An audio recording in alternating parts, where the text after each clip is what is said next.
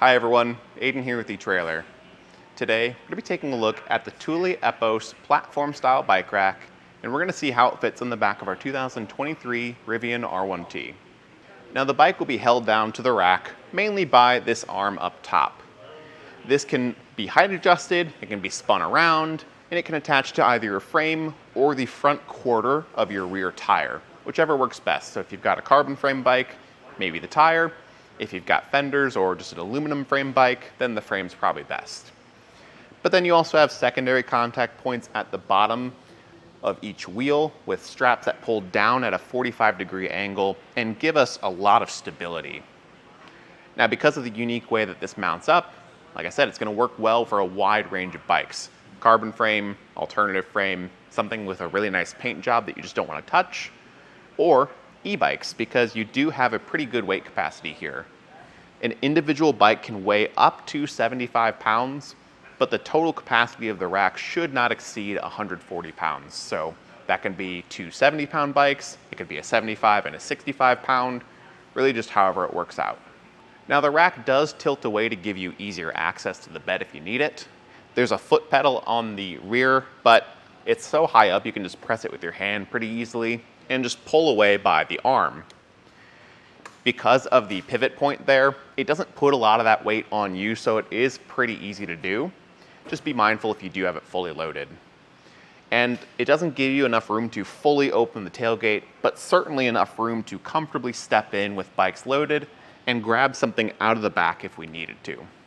But for me, the lack of tailgate access isn't as big of a deal because you have the gear tunnel on your R1T.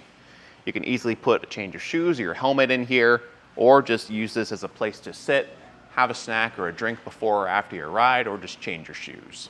But of course, when we're done using that tilt, you can just push it back into place, and you'll hear a click when it locks back in. Again, it's pretty easy to push because of where that pivot point is located near the end. But to unload the bikes, we'll actually start down at the bottom here with these wheel straps.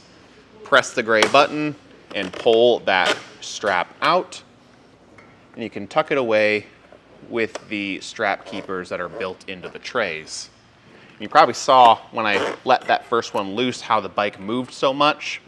That's what I'm talking about when I say these straps create a lot of tension.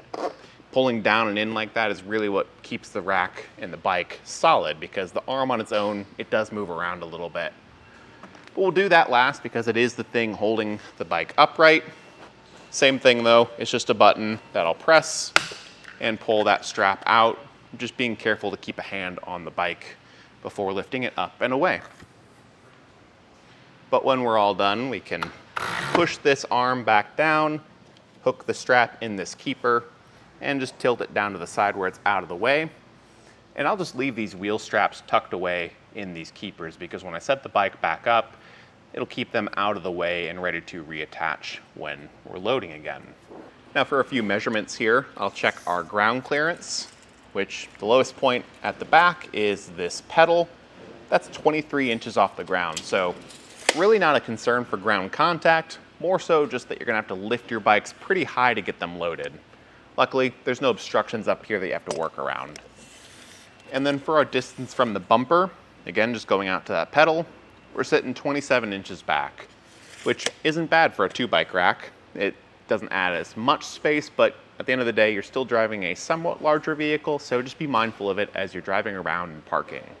When you are done using this and you don't have bikes loaded though, I personally would just fold it up like this and keep it in the garage because you don't have an ability to fold it up against the vehicle for more compact storage like some other racks might. Really, this is designed to be taken out of the hitch between uses. So if you're biking super often and you're leaving it in the hitch with a bike loaded full time, this is great. If you're only biking every once in a while, I think this also works out well. But this is just good for limited storage capacity. So if you don't have a garage, maybe you're in an apartment, this is a great way to just pack things down a little bit tighter. Down at the hitch, we can see how it attaches though. It's working with our 2-inch by 2-inch receiver tube using the included adapter sleeve. It's got a stinger style latch pin. And if we move our way back, we can see the anti-rattle device. This also serves as our locking point, but this handle can be loosened around like this to get this taken out of the hitch or tightened up to secure things down. Just whenever you're finished, that handle should align on the other side and serve as our locking point. The carrier also has wheels, so whenever you do take it out of the hitch, you can wheel it around much easier. The other thing I want to point out while I'm here is that it sits pretty close to the vehicle, and your backup camera here and your license plate are going to be pretty obstructed most of the time. For that backup camera though, you can always switch to the bed camera.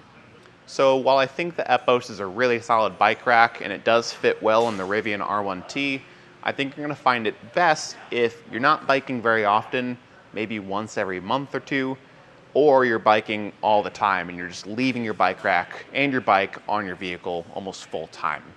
If you find yourself somewhere in the middle, I'd recommend just looking into a hitch-mounted rack that folds up for easier storage. That way you can leave it in the hitch, but it's not going to be sticking out as much between uses. If this is the right solution for you though, I'd also just recommend looking at the version of the Epos that has taillights. Since you've got the factory 7-way on the Rivian, you can just get a 7 to 4-way converter and very easily get taillight functions with your bike rack, so you can be a little bit more visible going down the road, especially driving at night, letting other drivers know when you're turning or braking. But this has just been our look at the Thule Epos that has just reflectors on the back on the 2023 Rivian R1T. My name's Aiden, and thanks for watching.